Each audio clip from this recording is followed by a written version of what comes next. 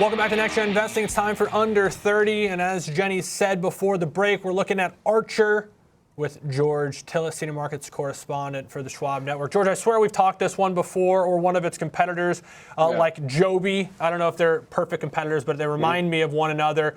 What's the latest here?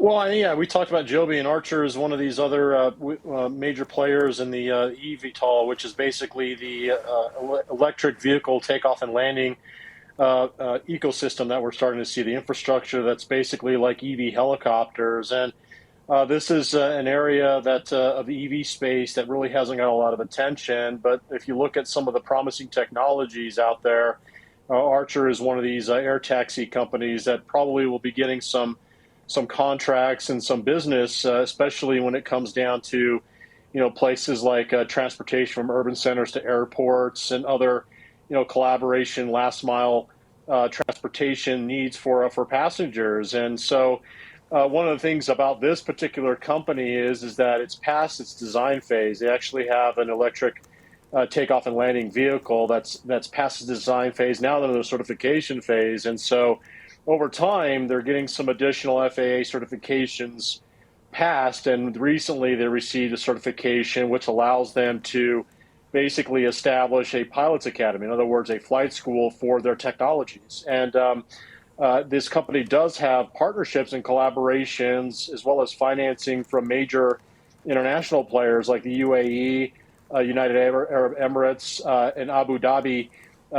Sovereign funds actually have stakes in this particular name. So this is going to be an interesting technology. You got to think about the open spaces, particularly in the Middle East, for technologies like this. And if you consider that the company is now moving through its certification phase, it plans to, by the end of this year, to actually have a fleet of takeoff vehicles, electric takeoff and landing vehicles, to the point where they're actually going to be generating about 35 million in sales as estimated for the full year this year.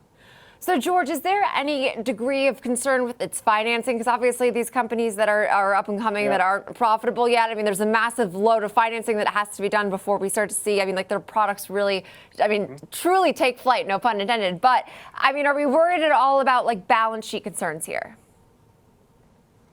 Well, not necessarily balance sheet concerns, but there are financing concerns because from an income statement standpoint, the company, just to give you an idea, they published in the last 4 quarters around 517,000 in sales. So they're starting to sell some products. Maybe there are some collaboration agreements or licensing agreements that they actually secured. They're expecting now about 35 million, like I said, this year. The problem being is they do need financing. And recently, I think it was not too long ago, they issued another 300 million in equity. It looks like there's some private placement offerings that have gone through in the past, which includes, wealth funds in the UAE as well as in Abu Dhabi. Context matters. Right now, the equity is around 5.5 billion in market cap. The company lost around 450 million last year. So they're burning around 10% of the total float, assuming the current price and the current float. So that needs to be financed. So that implies a negative earnings yield, which I suggest will probably put some pressure on the stock, but the stock keeps moving higher because they're getting closer towards, full-scale certification and now deployment of their technologies. George, it really feels like we're only a handful of steps away from the world looking like the Jetsons, that TV show from whatever it was, the 60s. But I really appreciate the update. Electric vehicle takeoff and landing, I think he said it was. I learned a new acronym there.